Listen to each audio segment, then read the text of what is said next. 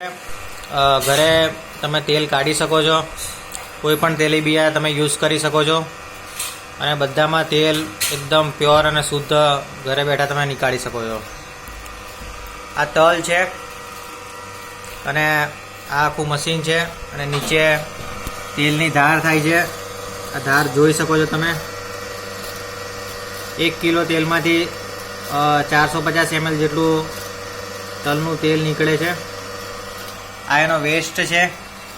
તમે વેસ્ટનો ઉપયોગ પણ ખાવામાં કરી શકો છો અને આની ચટણી બનાવી શકો છો, દાળમાં નાખી શકો છો, શાકમાં નાખી શકો છો.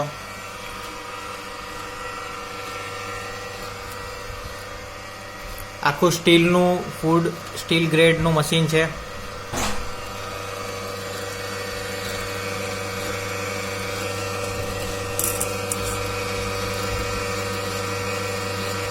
આટલી ધાર તેલની થાય છે, જોઈ શકો છો.